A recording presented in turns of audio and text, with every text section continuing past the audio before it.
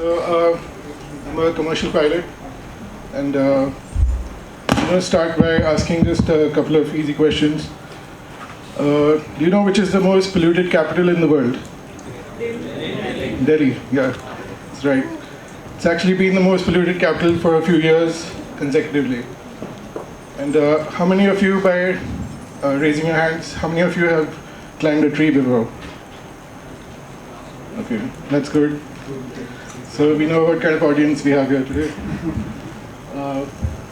So I started this NGO called New Delhi Nature Society, and through this NGO, we're working on saving trees and animals, protecting the environment in Delhi.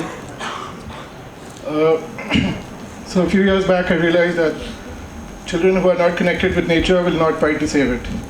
And for that reason, I had to make sure that the children have a good experience in nature, then they will want to save it.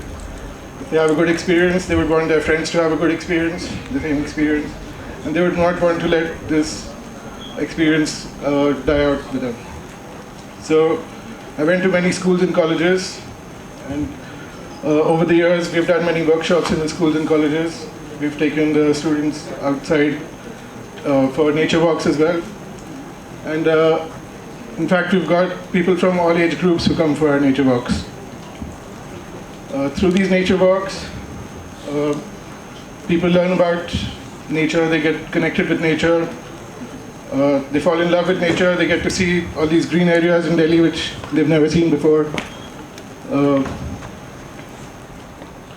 Many of these people, they've told us that they've lived here for so many years, they've lived right next to these green areas, but they've never visited there, so they've never seen how beautiful these places are. And when they come for the nature walks like this, they have a good experience and they want to invite their friends also for the same experience. This place is in Delhi. So today I'm going to talk about a disease called tree blindness. It's a very seriously deadly disease. In this disease, the patients cannot see trees in the environment. The trees are totally invisible.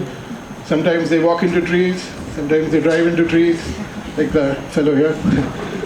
And if a tree is cut outside your house, they won't even notice that it's missing. I think maybe even I was suffering from tree blindness.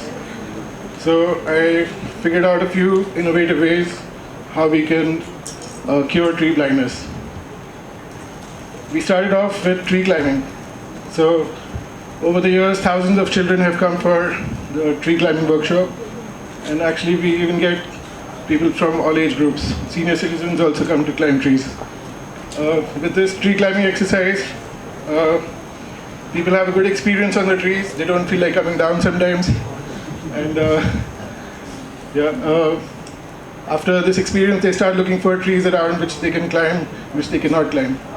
So they start seeing trees in the environment. Another exercise is tree hugging. So how many of you have hugged a tree before? Yeah? Wow, that's good. So when we hug a tree, it feels like you're hugging a friend or a family member. It's a really good feeling. You should try it out sometime if you've not done it already. And we realized that trees are alive, they're growing. They've been there long before we came here, and they're going to be here long after we're gone also. Now back in 2015, we started this exercise of guerrilla gardening. So I saw throughout Delhi people were cutting trees without permission, and then I decided that we should plant some trees without permission. So we went to the nurseries, picked up saplings, and wherever we found some good places, we would plant the trees there. Places where we can water them, where we can monitor them.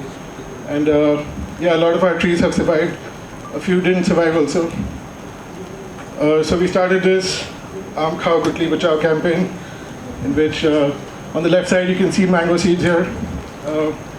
Every year people send us their mango seeds during mango season. And we also find mango seeds fallen from the mango trees. So we collect them, we grow them into saplings, and once they grow big enough, we can use them for our plantation drives. Now, the pen is mightier than the sword. You can do a lot of damage with a sword, but with a pen you can do even more damage. So I'll explain this to you. Over the years, I've written thousands of letters to all kinds of people to protect the environment. And throughout this process, my writing skills have improved. Sometimes I'm writing at 6 in the morning, sometimes I'm writing letters till 3 or 4 in the night. And yeah, all this letter writing has always been fruitful. You know, we have to keep writing, and then only after being persistent, we get the great results. So here on the left side, you see very less soil space around the trees. And towards the right side, there's a lot of more soil space. These are actually the same trees on both sides. So just by writing letters, we got the soil space increased. Now the thing is, there are laws in Delhi to protect trees.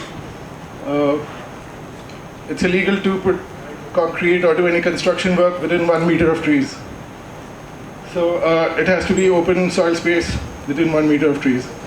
And if you put concrete around the trees, the water cannot go down to the roots, the trees cannot expand, they get choked, and because of that, they dry, they die, the roots get weaker, and the trees can fall over also.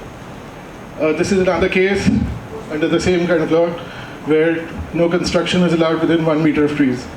But here, because of this construction work, the roots of all the trees have been cut. There you see the roots. In this picture, the trees are still alive, but a few months later, they all died because the roots were damaged. There was cement poured over the roots. But yeah, just by writing letters, we were able to save the remaining trees in the line. And with the awareness, we are saving trees in other parts of the city as well. So under the same laws, we found out that putting nails in trees is illegal. And it causes infections to the trees, it causes the trees to rot. The trees can die also with this. So the children in our neighborhood, they volunteered, they got together and they started pulling nails out of the trees. So we pulled a lot of nails out. Children, they feel a sense of belonging with the trees in the neighborhood. They play under these trees, they cycle under these trees. They grow up with these trees in the neighborhood. So they feel like saving the trees. And it's a lot of fun activity actually. So we also do a tree census. This is in South Delhi, where we teach people how to count trees in your environment, in your neighborhood. We make a note of where the tree is located, which tree is it, how tall it is, how thick it is, what is the condition of the soil around it, if the tree is dead, if it's alive, infected. So all these details, we put it down on our sheets. And when we do the same exercise after a few years, we get to see that some trees have gone missing now in the colony. Or we get other stats, like which is the tallest tree in your colony, which is the widest tree, which is the most common tree, or even like how many trees are there versus how many people are there. So yeah, in this picture, you can see a tree has fallen there. Over the years, we've seen trees falling during the storm season. So the main cause for that is, as I told you, the concretization, the digging work which cuts the roots of the trees, they lose their balance. And with one storm, with the blow of the wind, just this year only, in one day, I think more than 200 trees fell down across Delhi. So the authorities are very happy to chop up the trees, take it away for wood, but we decided to start saving these fallen trees. And this was the first tree that we saved. First, the authorities cut the branches off, which were blocking the road. Then we got the cement removed around the base of the tree. After that, we got a crane to lift up the tree, put it in place. We put mud around it, watered it. The residents were quite cooperative. And now the tree is green and it's alive. It can live for another 20 to 50 years. So like this.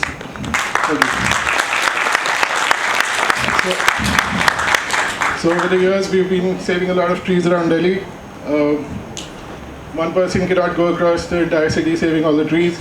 So we have like WhatsApp groups and other ways to communicate. And we guide people how to save the trees. We've even put some videos on our YouTube channel of documenting how we've been saving different types of trees. So are you an activist or an inactivist? This is a funny question. People have told me that I'm a professional activist, although I've never done any course in activism. Some people say you're a big activist or a small activist, but that just made me realize that those people are definitely not activists.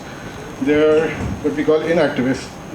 An inactivist is a person, it's not a cool tag, no. Who wants to call yourself, hey, I'm an inactivist. I see something wrong and I don't do anything about it. So no one wants to be an inactivist. If you just become a more active member in society, we can make a big difference. Now during the lockdown, we came up with this Delhi Trees card game. The purpose of this game was for children to have a good time playing the game, plus they learn the names of the trees. And after the lockdown finished, parents contacted us back and they said that now the children are going out to play and they recognize the trees around them. They know the names of the trees. And it's all because they played this game. So it's actually good for all age groups from age 6 to 600. Now I spent so much time trying to save these trees. We're running around the entire city trying to save one branch at a time. So now we came up with this app called the Save Trees app. You can use this all over the world. If you see trees getting damaged anywhere, you can report it on this. It works something like Instagram. And yeah, other people who have the app, they can guide you. There are discussion pages on this app, so you can get an idea how you can save trees where you are. Every state, every country has different laws. So we're trying to get the authorities to also use this app. That way they can save the trees in their own areas. So this is a reminder to do epic stuff. You all have great skills, all have different skills, and you can use it to protect the environment and the future of mankind. You are the one that you've been waiting for. Okay, nobody else is going to come and fix what you've seen, so you have to do it yourself. And that's how I also did it. And thank you all.